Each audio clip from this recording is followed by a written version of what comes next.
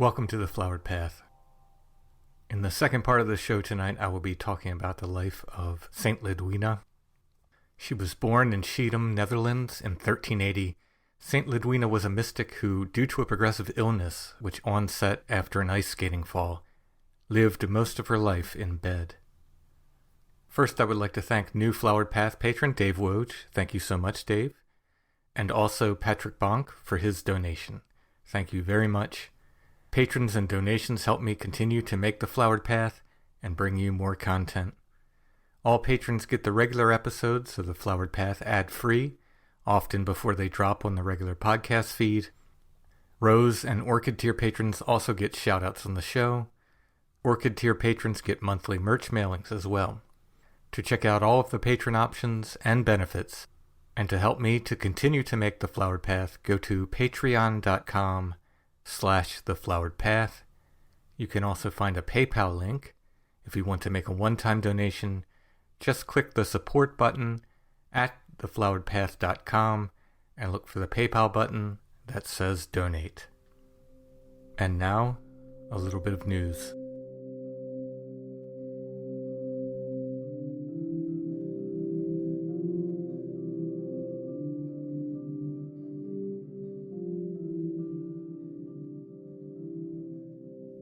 Charlene Richard died on August 11th, 1959. She was just 12 years old. One of 10 children who grew up in a rural area of Louisiana, Charlene was a good student and athlete, helped her family around the farm, and was well versed in her Catholic faith. Lymphatic leukemia afflicted Charlene. In the final weeks before her death, she offered her suffering for the conversion of sinners, in the imitation of Saint Therese of Lisieux. Family, friends, medical personnel, her priest, and attending nuns all noted the spiritual heroism of the young girl. Charlene, who has become known as the Little Cajun Saint, was awarded the Servant of God title in 2020. Currently, the Reverend Taylor Reynolds, the local Episcopal delegate, is conducting an examination of Charlene's life and virtue. He is expected to finish this work in the coming months. The Congregation on the Causes of Saints in Rome will evaluate the local research on Charlene and determine if she will be declared venerable.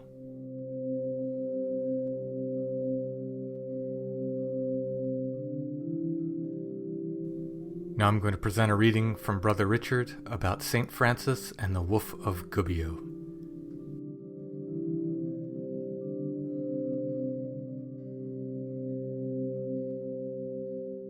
Of the most holy miracle which St. Francis wrought when he converted the very fierce Wolf of Gubbio.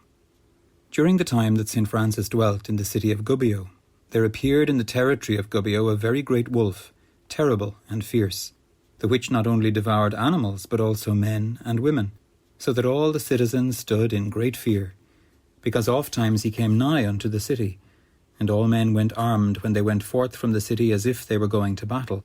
And therewithal they were not able to defend themselves from him, when haply any man encountered him alone. And for dread of this wolf things came to such a pass that no one dared to leave the city. Wherefore St. Francis, having compassion on the men of the city, was minded to go forth to meet this wolf, albeit the citizens altogether counselled him not to do so. And making the sign of the cross, he went forth from the city with his companions, putting all his trust in God. And because the others feared to go further, St. Francis alone took the road toward the place where the wolf was. And lo, while many citizens who had come out to behold this miracle were looking on, the said wolf made at St. Francis with open mouth.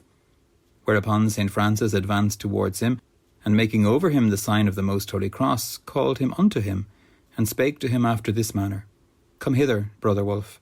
I command thee in Christ's name that thou do no harm to me nor to any other. O marvellous thing!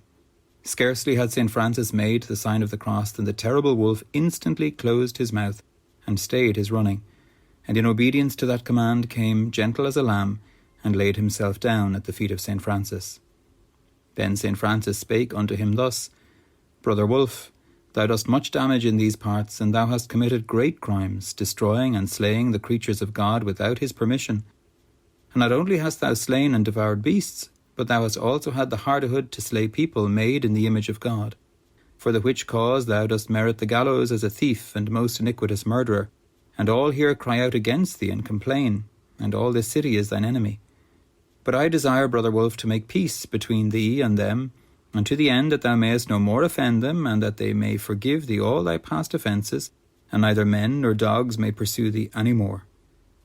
At these words the wolf, by movements of his body, and tail, and eyes, and by bowing his head, showed that he accepted that which St. Francis said, and was minded to observe the same.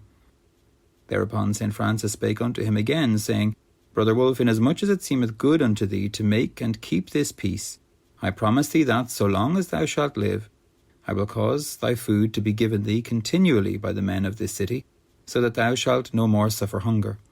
For I know full well that whatever of evil thou hast done it through hunger. But seeing that I beg for thee this grace, I desire, brother Wolf, that thou shouldst promise me that never more, from henceforward, wilt thou injure any human being or any animal. Dost thou promise me this? And the wolf, by bowing his head, gave evident token that he promised it. And St. Francis said, Brother Wolf, I desire that thou swear me fealty touching this promise, to the end that I may trust thee utterly.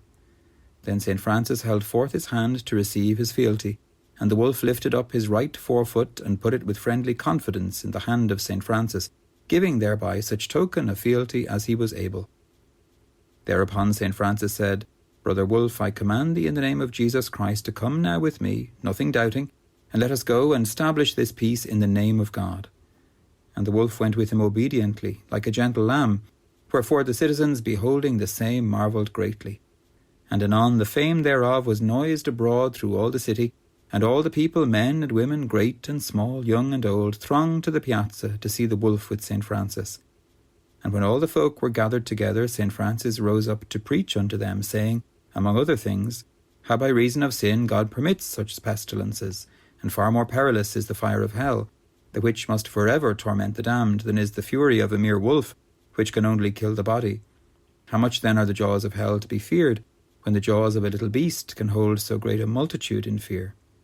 Turn ye then, most dear ones, turn ye to God, and do befitting penance for your sins, and God will save you from the wolf in this present world, and from the fire of hell in that which is to come. And when he had done preaching, St. Francis said, Hear ye, my brothers and sisters. Brother Wolf, who is here before you, hath promised and sworn fealty to me, that he will make peace with you, and never more offend you in anything. Do ye now promise him to give him every day that whereof he hath need, and I become surety unto you for him, that he will faithfully observe this covenant of peace. Then all the people with one voice promised to provide him food continually. And St. Francis spake unto the wolf before them all, saying, And thou, brother Wolf, dost thou promise to observe the covenant of peace which thou hast made with this folk, that thou wilt offend neither men, nor beast, nor any other creature? And the wolf kneeled him down and bowed his head, and with gentle movements of his body and tail and ears showed, as far as he was able, his determination to keep that covenant holy. Said St. Francis, Brother Wolf, as thou didst me fealty touching this promise without the gate, so now I desire that thou do me fealty before all the people touching thy promise, and that thou wilt not deceive me concerning my promise and surety which I have given for thee. Then the wolf, lifting up his right foot, put it in the hand of St. Francis, by which act, and by the other acts aforesaid, all the people were filled with so great a joy and wonder, for devotion towards the saint, and for the strangeness of the miracle, and for the peace with the wolf, that they all began to shout to heaven, praising and blessing God who had sent them St. Francis, who by his merits had freed them from the jaws of the cruel beast. And thereafter the said wolf lived for 2 more years in Gubbio, and entered familiarly into the houses, going from door to door, neither doing injury to anyone, nor receiving any. And he was courteously nourished by the people, and as he thus went through the town and through the houses, never did any dog bark after him. Finally, after 2 years, Brother Wolf died of old age, whereof the citizens lamented much, because as long as they saw him going so gently through their city, they recalled the better, the virtue and sanctity of St. Francis.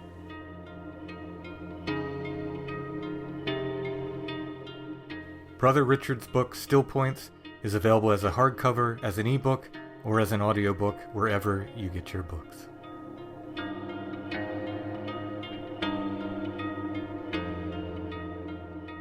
For some reason, even though I was diagnosed with MS over 15 years ago, I never looked up the patron saint of multiple sclerosis patients until recently. When I did, I found the wonderful Saint Lydwine, who, while confined to her bed, had an interior life which was anything but boring. I've taken most of my information on Saint Lydwine from the writings of Thomas à Kempis. Kempis' biography was more like a collection of interesting snapshots of Saint Lydwine's life, as opposed to a straight chronological biography. I will present her story in much the same way. As regards Saint Lydwine and multiple sclerosis, Catholic Online notes, quote, historical texts reveal that she was affected by a debilitating disease, sharing many characteristics with multiple sclerosis, such as the age of onset, duration, and course of disease. Lydwine's disease began soon after her fall.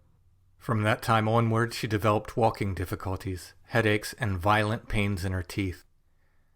By the age of 19, both her legs were paralyzed, and her vision was disturbed. Over the next 34 years, Lydwine's condition slowly deteriorated, although with apparent periods of remission, until her death at the age of 52. Together, these factors suggest that a posthumous diagnosis of multiple sclerosis may be plausible, therefore dating the disease back to the 14th century. It sounds like Saint Lydwine had progressive MS, which is really bad stuff. That's what my mom had. I have relapsing MS, which is much less of a challenge. Things can come and go.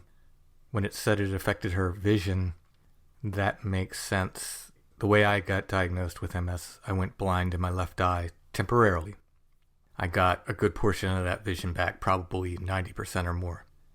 But that's how I got diagnosed. So that makes sense as far as Lydwine. And her course of disease sounds more like my mom's, who just got slowly worse. First affected her walking, and then put her in a wheelchair, and eventually put her on bed rest. And she just lost more and more use of her body as time went on. So finding Saint Lydwine has been very inspiring and meant a lot to me personally. I'm happy to tell the story.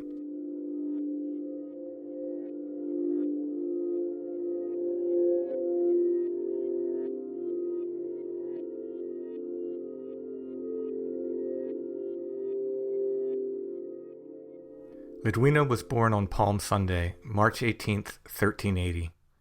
Her mother experienced almost no pain during her birth, which occurred during a reading of the Passion of Christ. Lydwine had 8 brothers, 4 older and 4 younger. She grew up in a poor but religious family. As a child, Lydwine was noted for her piety, modesty, and grace.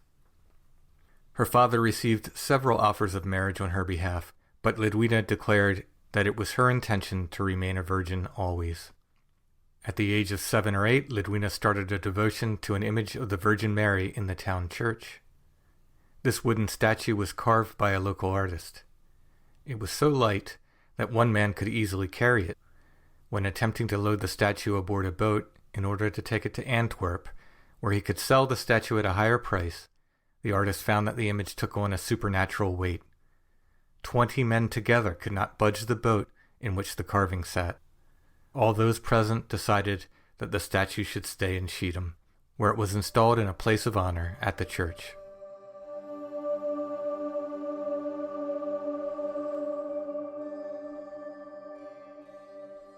At the age of 14, Lydwine was struck with some unnamed illness, which caused her to lose strength in her limbs. Before she was fully recovered, she had a serious fall while ice skating on February 2nd, 1394. She broke a rib and developed some sort of internal abscess, which eventually burst. For the next 3 years, Lydwine would suffer a series of illnesses. She would be carried to church once a year, at Easter, to receive Holy Communion. Lydwine also began having trouble eating. Keeping food and even water down would become a challenge throughout her life. It was said that for a space of years, Lydwine took no food or drink, but the bread and wine of communion. She went for similar periods without ever sleeping. Around 1398, her confessor taught Lydwine how to meditate on the Passion of Christ. While she found this difficult at first, eventually this led to Lydwine recognizing the value of her pain, in that it could be offered to God for the redemption of sinners. By the year 1400, Lydwina was confined to bed. She would never walk again. A series of doctors were consulted until one made a kind of prophecy regarding the Virgin. He declared that no amount of money spent on doctors and medicine could ever heal Lydwina. But then he added that God would use her to do such great things that he wished she was his own daughter.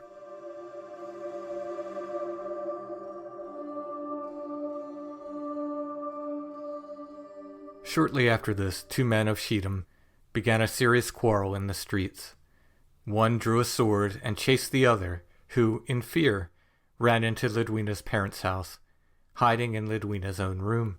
The man with the sword entered the house and asked Lydwina's mother if the one he chased was in the house. She replied that he was not, hoping to avoid violence. The sword-bearer, not believing, searched the house, and when he came to Lydwina's room, asked the Virgin if she had seen the man. Not wanting to lie, Lydwina replied that she had, but even though the man he sought stood right in front of him, the swordsman seemed unable to see him. He turned and left.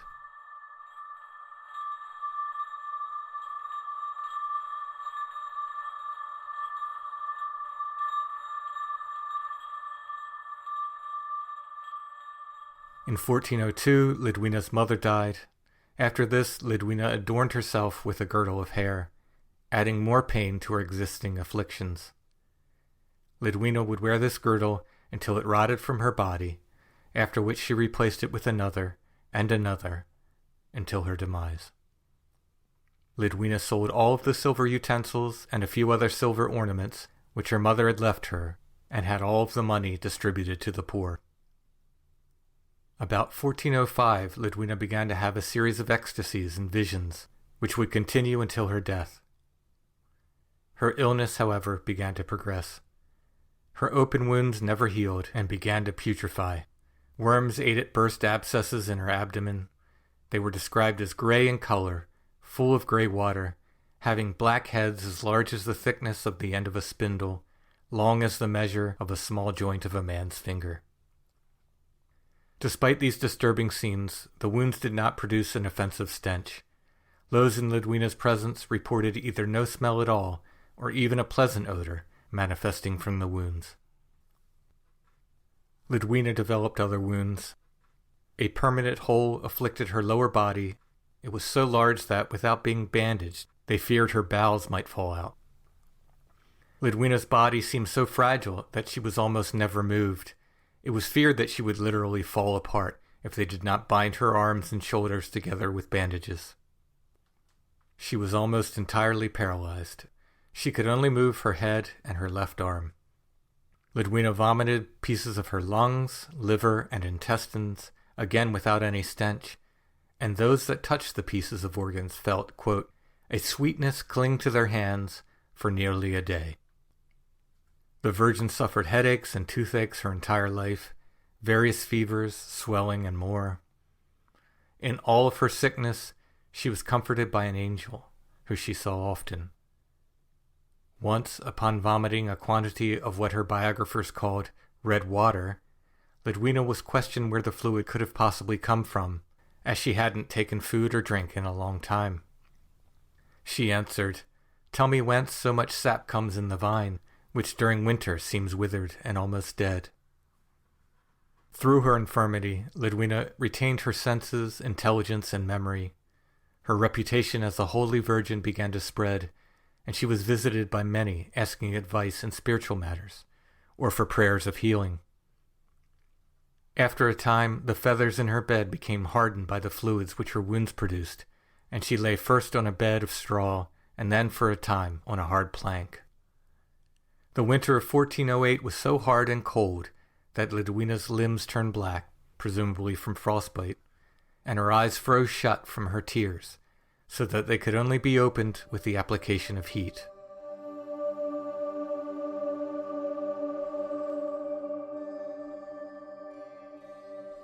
During all of these trials and sicknesses, Lydwina never forgot the poor and often sacrificed her own necessities so she could give more to the needy. Once a woman came begging from door to door. Though many of her neighbors shut their doors, Lydwina had the woman admitted. She came to Lydwina and asked for food. All that was there was a half-full cup of wine left on a shelf, but Lydwina told the woman to drink it. Emptying the cup, the woman asked for more, but there was nothing left in the house, so Lydwina sent her away with a coin, so she could buy more drink elsewhere. Later, Lydwina became thirsty and asked for some wine. Her father, Peter, reached for the same cup the beggar had emptied earlier. The cup was then so full that the wine spilled a little as he handed the cup to Lydwina. This wine, replaced by God, was of much better quality and in greater quantity than what she had given to the poor woman.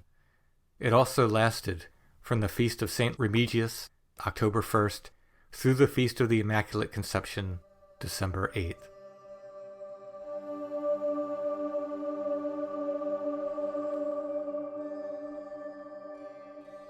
Often it seems that the devil shows up around saintly figures. St. Padre Pio and St. Gemma Galgani are just two of the saints I've covered on the podcast who had frequent physical conflicts with demons. Perhaps because she could not be reached, Peter suffered at the hands of the devil when, one night, he was convinced by a man to take a walk outside of town. Though Peter believed he knew this man, it was, instead, the devil in a false form. When they came to a ditch, the devil rushed upon Peter, threw him down, and disappeared. A short time later, a man happened by in a wagon, and seeing Peter lying in the ditch, helped him into his cart and brought him back into the city. Later, Lydwina was given foreknowledge of her father's passing. She knew that Peter was to die on the Feast of the Immaculate Conception, a fact that she related to a priest the day before. Her father died the following day, as she predicted. Though having been assured of her father's salvation and mystical visions, demons tormented Lydwina frequently by telling her they had her father in hell. In one such vision, as she was walking with an angel, some demons appeared in her path, one taking the form of her father, and the others mocking and tormenting him said to Lydwina, "Ah, look here, we have thy father." Lydwina simply replied that this could not be her father, and the demons vanished like smoke. Lydwina's grandfather lived to be nearly 90 years old. He was a pious and devout man who died in the same house in which Lydwina lived. Upon his passing, there was a violent disturbance throughout the house. In all of the rooms, save for Lydwina's and the one where her grandfather's body lay, the house shook and earthenware was broken, though the contents of the jars were not lost. It was said that the commotion was caused by demons, enraged that they could not approach her grandfather. Lydwina herself showed visible marks on her body when touched by sinners. She would manifest black marks which stained her skin for 2 or 3 days after being touched by unworthy or unclean men.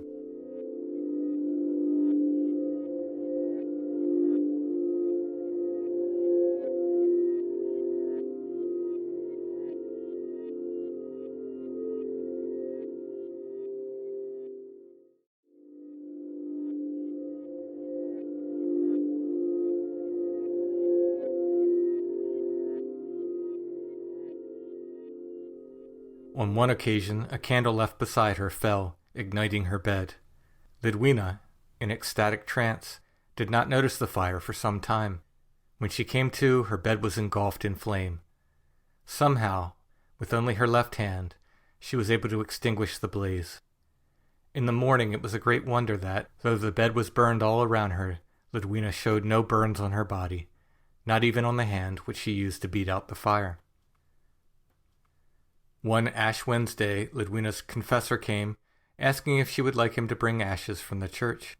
She said that they were not needed, because an angel had already been there, and signed her forehead with ashes. Drawing closer, her confessor saw that it was true, and, with Lydwina's permission, pressed his forehead to hers. In 1423, Lydwina's brother William died, leaving debts which his family was unable to pay. Lydwina sold her mother's remaining jewelry and placed the sum, £8, in a small purse. One day she called her brother Nicholas and told him to go pay off the debts owed to William's creditors. When he was finished, she asked Nicholas how much was left in the purse. He counted out £8 and started to count above that amount when Lydwina stopped him. She declared that the purse thereafter should be called the Purse of Jesus. Whenever she gave alms to the poor, she would take from the purse, and it always seemed to have coin inside. Sometimes Lydwina would have those she trusted count the money in the purse, and then count it a second or a third time. Each time the amount increased by 3 or more coins. On another occasion, some poor people came to Lydwina begging for meat. She sent a message to a friend of the family to boil a ham and have it sent to her.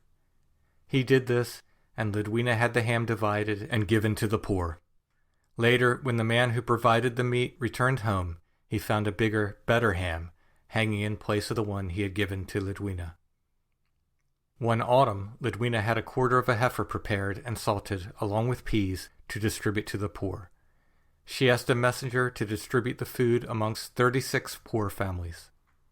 He did so, but reported back that the barrel which contained the food was still nearly full. Lydwina's own household ate of the food, and she continued to distribute it throughout the winter, giving to all who asked, rich and poor alike. By the following Easter, about half of the food still remained. Sometimes Lydwina was shown feasts in her angelic visions. Tables were adorned with all the food she had given to the poor, presented in a beautiful setting upon green silk tablecloths, with the wine in crystal vessels. Sometimes she ate and drank the food, which she found ineffable, providing what she described as divine refreshment and inebriation. She would, at times, pray that her family or friends might partake of the heavenly meals, which was provided to them in dreams. Upon waking, they would relate that they felt they had sampled the delightful food and drink, but it seemed somewhat inferior to their senses than it was to Lydwina.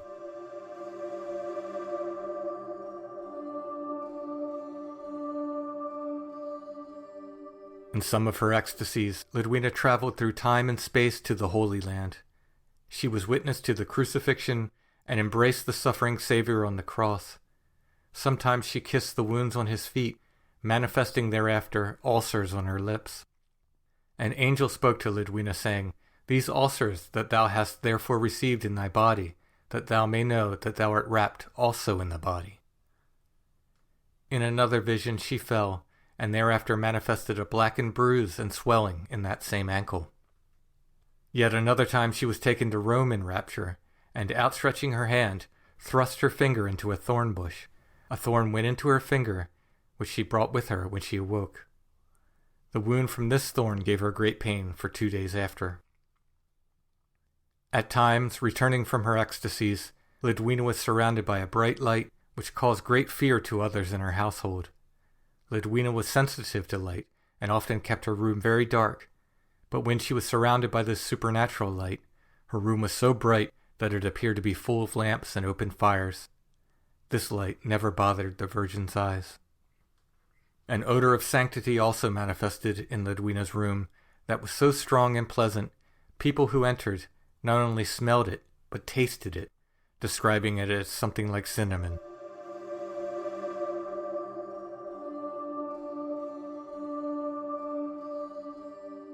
There was a devout young man named Gerard living in Cologne who, hearing of the Virgin Lydwina, traveled to Schiedam to visit her. Gerard had the calling to be a hermit and wanted Lydwina's advice and insight on the matter. Upon hearing his intentions, Lydwina rejoiced and prophesied that he would suffer want for the first 3 days in the wilderness, but she urged him to persist, for on the 3rd day he would receive refreshment from God. When Gerard entered solitary life, it was exactly as Lydwina said.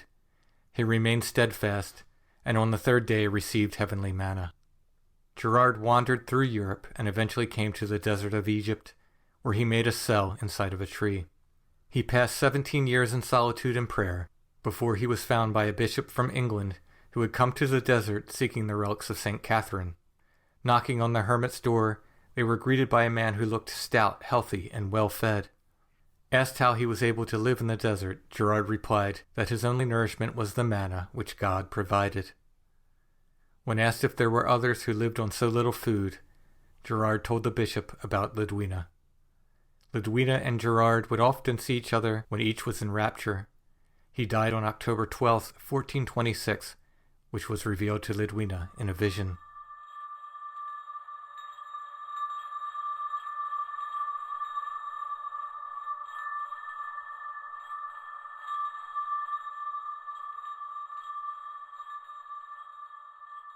A widow named Catherine lived with Lydwina for a time. Catherine herself had a vision in which she was told on Christmas night Lydwina's breasts would be filled with milk. Catherine was told by an angel that she should partake of this milk. When Catherine told this vision to Lydwina, the Virgin in humility denied her words, but Catherine said that Lydwina should not deny the words of an angel. Upon Christmas night, Catherine came to Lydwina and found her breasts flowing with milk, which the widow drank.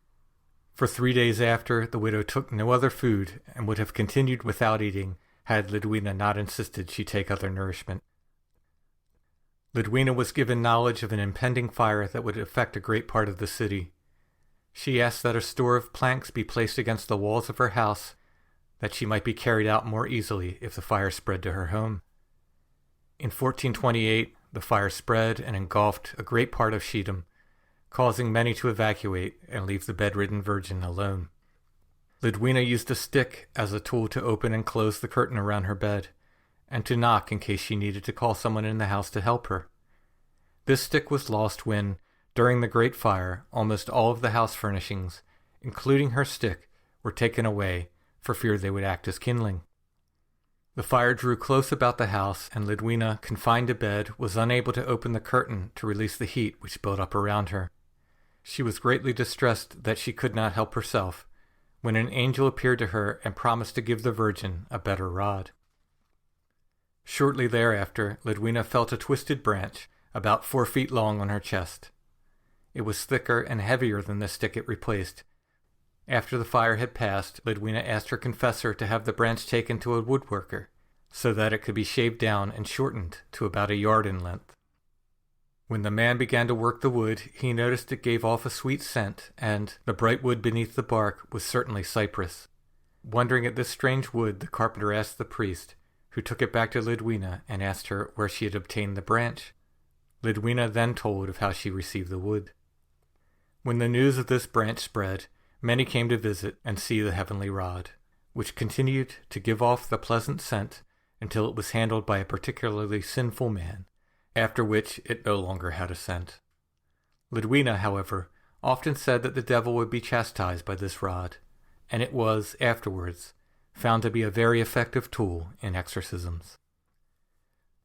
The fire in Schiedam was blamed on the sins of careless individuals who, among their other crimes, had shown irreverence to the statue of the Blessed Virgin in the church. Among these sinners was a certain woman who had given herself to worldliness. After this woman's death, a priest came to Lydwina and asked if she would pray that he might have some knowledge of the worldly woman's state. That night the priest dreamed a vision of hell, in which he saw the woman bound in chains. Lydwina herself grieved so deeply over the sins and suffering of others that she frequently wept. Sometimes natural tears would be followed by tears of blood, which, having congealed upon her face, were scraped off and preserved by her confessor, who kept them in a bag.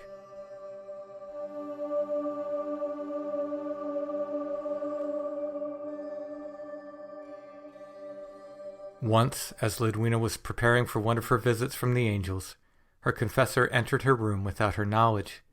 He sat quietly, observing the Virgin in rapture.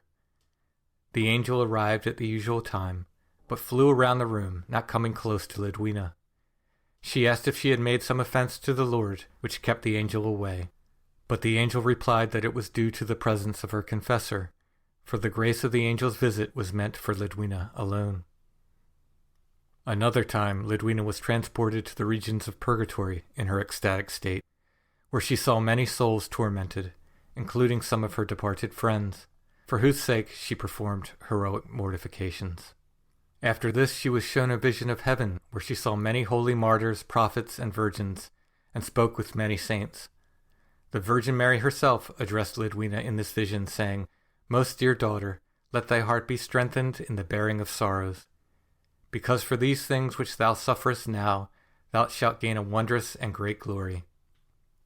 Our Blessed Mother placed a veil upon Lydwina's head, saying, "Receive this veil upon thy head, which cannot be upon earth save for 7 hours. Give it also into the hands of thy confessor, and tell him that I require of him to believe the gifts of the Almighty Son of God, and to place this veil upon the head of my image, which is in the church." Waking from her trance, Lydwina found a flower-bearing veil upon her head. It was a golden yellow in color, made from a material unfamiliar to any who touched it, and was accompanied by an odor of wonderful sweetness. After a few hours, Lydwina called for her confessor and informed him that the veil should be placed upon the statue of the Blessed Virgin in the church. When asked how he could accomplish this, the statue was very high in the church, Lydwina informed him that he would find a ladder in a specific place in the church choir. Doing as she requested, her confessor found the ladder exactly where Lydwina said. He placed the veil upon the statue, kneeled before it, and prayed. Before he left the church, an angel came and took the veil from the statue.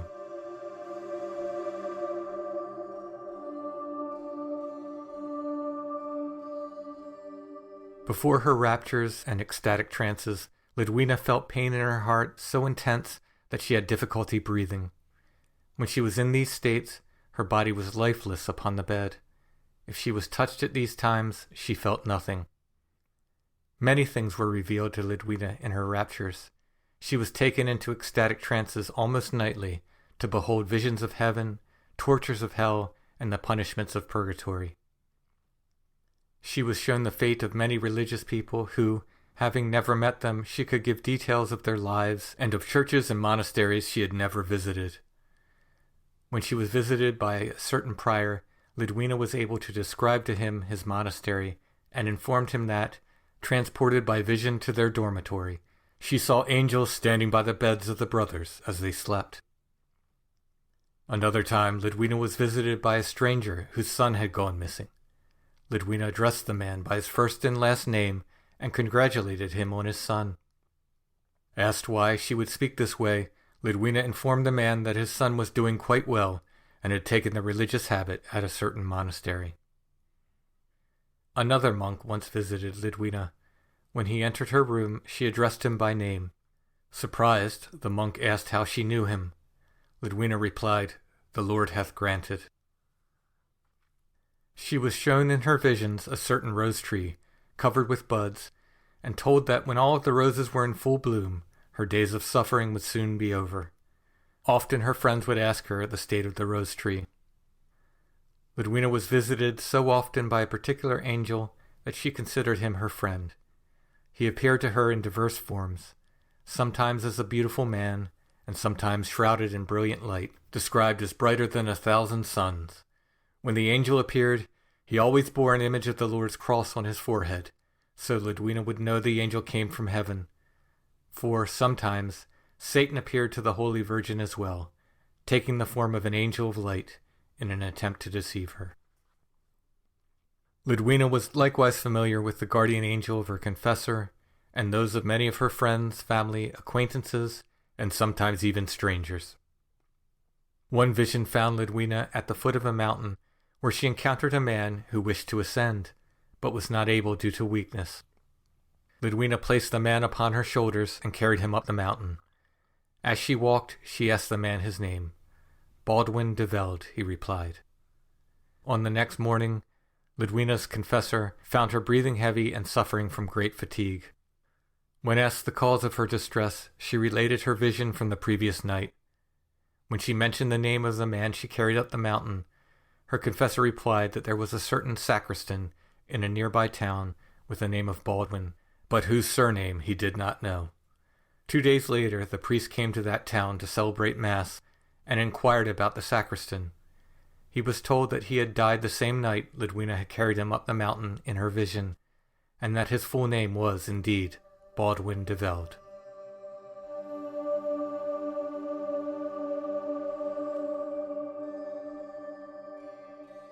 Lydwina once received a vision of a crucified child, showing 5 wounds, who appeared in the bed next to her. This image transformed into a sacramental host, hovering above her. The host, too, showed 5 wounds. Lydwina sent for the parish priest, who, along with others who were present, saw the mystical host as well. She asked for the priest to give her the host in communion, which he did. After this, Lydwina would receive the stigmata, which, in addition to her other maladies, would cause her intense pain.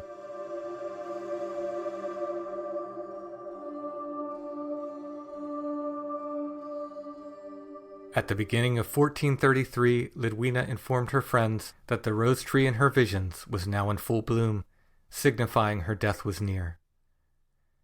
That year she suffered greatly. Sometimes her pain was so intense that she could not speak. She was afflicted with intense toothaches and kidney stones, one of which, the size of a pigeon's egg, she declared would cause her death. On Easter, April 12, 1433, Lydwina's confessor visited her, smelling once again the odor of sanctity so often present around the Virgin. She had just returned from a rapture. In this vision, Lydwina had received extreme unction from the hands of Christ. She declared that terrible sufferings would befall her that day, and, as she heard Hallelujah sung in the heavens during her vision, she soon hoped to see it herself in heaven. 2 days later, on April 14th, 1433, Lydwina died. She was found with her hands joined, as if in prayer. Remember, she had been paralyzed, save for her left arm and head, for many years. The hair girdle she wore about her was found, still tied, yet loose from her body. At the beginning of the 17th century, the Bishop of Tournai, Belgium, declared that this girdle still exuded a, quote, wondrous odor of sweetness. He further stated that, quote, I have handled it with my own hands, and I know by experience that demons dread it exceedingly. Her face, it was noted, showed no pallor or horror of death, but instead showed a brightness which, those who saw, likened not to a corpse, but to the glorified body. Her body showed no signs of the wounds which she carried in life, but appeared whole and healthy, as if she had never suffered any infirmity. The women who were set to watch Lydwina's body before burial did not experience hunger, thirst, or even sleepiness while they watched over her. When Lydwina was placed in her tomb, the congealed tears of blood, scraped from her cheeks, which she herself called roses, were placed in a bag beneath her head, as she had requested. Lydwina's tomb was visited by many faithful, who asserted that they had been cured of various diseases due to her intercession. In her honor, a chapel was built around her tomb. Her father's house, in which she lived all of her life, was converted into a monastery for the Grey Sisters of the Third Order of St. Francis, and later became a hospital for orphans. The Calvinists later destroyed the chapel, and Lydwina's relics were moved for a time to Brussels. They were returned to Schiedam in 1871. They can now be found in the Basilica of Saint Lydwine in Schiedam.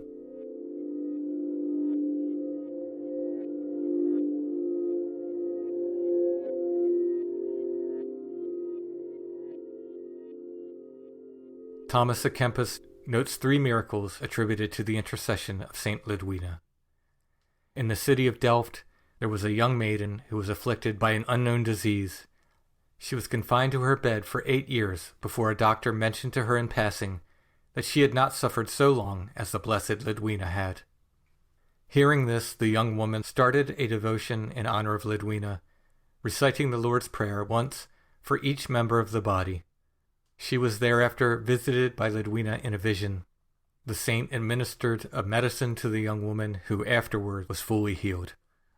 A nun in the city of Gouda had lost the use of one leg, which became bent and shrunken. Doctors stated that there was no hope for healing, and that she would remain crippled for the rest of her life. In a vision, Saint Lydwine told this nun that she should ask all of the sisters in her house to recite 5 Our Fathers and 5 Hail Marys, in honor of God and Saint Lydwine, and thereafter the crippled nun should be carried to church. All was done as requested, and during Mass, the nun received a perfect cure of her leg. Having been carried into the church, she left by her own power, her health and strength restored. A virgin living in the city of Leyden was afflicted with a cancerous tumor about the size of an apple in her neck. She found it difficult to eat and even breathe.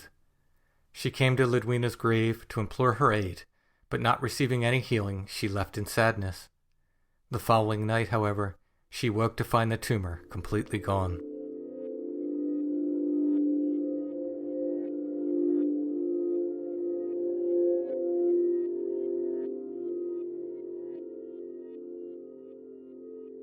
Lydwine is patron saint of the chronically ill, those who suffer from multiple sclerosis, ice skaters, and the town of Schiedam.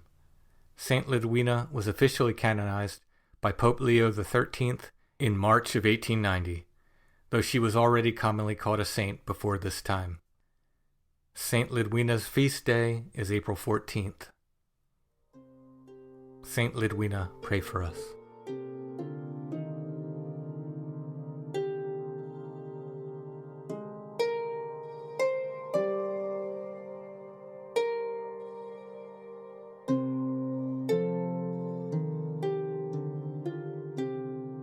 A quick note about the Etsy shop my wife and I run. The shop name is Lost Grave. You can find it at etsy.com/shop/lostgrave. When you go there, you'll see a lot of merch from my other podcast, Strange Familiars, as well as books I've written on local legends, Bigfoot, and the like. My artwork is also there, prints and originals, but we do have a Flowered Path section in the shop, and there you can find Flowered Path t-shirts, which we are getting restocks of. I should have them soon. We'll have all sizes small through 3XL. You can get Flowered Path stickers there and paracord rosaries. I've got a couple different designs there now, and I've been making 1 decade rosaries, which are a little less expensive. I can do custom rosaries. If you want one with a certain saint medal, you can contact me. Again, our shop is at etsy.com/shop/lostgrave, or just enter Lost Grave in the search bar, and Etsy will ask you if you meant to look for our shop. The sources for this show, including the news segment, can be found in the show notes for this episode at thefloweredpath.com.